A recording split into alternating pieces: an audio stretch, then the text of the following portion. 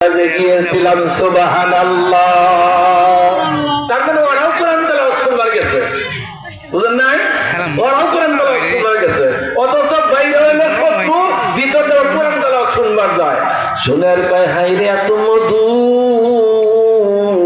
এত মধুর পড়া তো জীবনে শুনি নাই।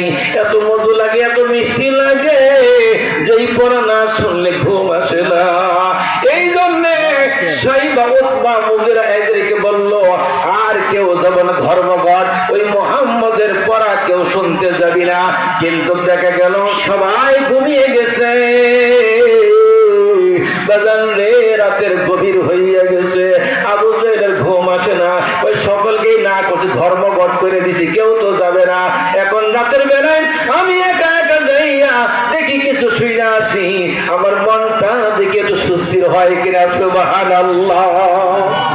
আবু জাহেল একলাই পেতেছে, আমি একলাই যাই দেখি, ওরা তো ব্যক্তি বই থাকবো বাড়ি, ওরা কেউ যাবো না, আমি একাই যাবো। ইনশাআল্লাহ মুগিরাও কইতাছে, কেউ তো আজকে যাব না, আমি একা কই, একা একাই যাই মজা করে কোরআন তেলাওয়াত শুনবো।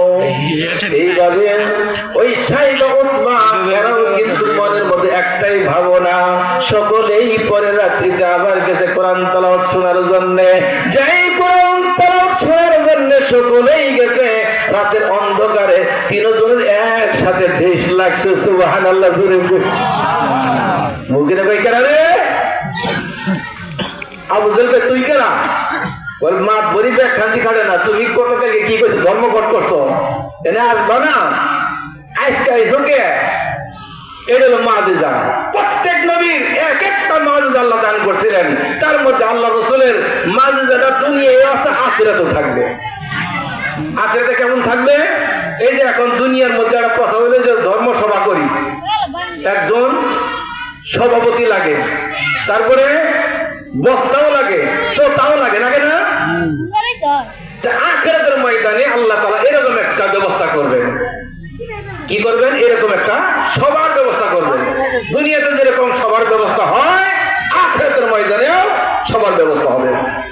এই দুনিয়ার যত মানুষকে আল্লাহ কণ্ঠস্বর দান করছেন, পৃথিবীর মধ্যে যতগুলি কণ্ঠস্বর দান করছেন, এই কণ্ঠস্বরের ডাবল ছিল দাউদ আলাইহিস সালামের কণ্ঠস্বর। দাউদ নবী যখন জাবুর তেলাওয়াত করত, সমুদ্রের মাছ পর্যন্ত আইসা ওই কিনারের মধ্যে বীর জমাই দিত জাবুর শোনার জন্য। সেই দাউদ আলাইহিস সালামের এত কণ্ঠস্বর আল্লাহ দিছে।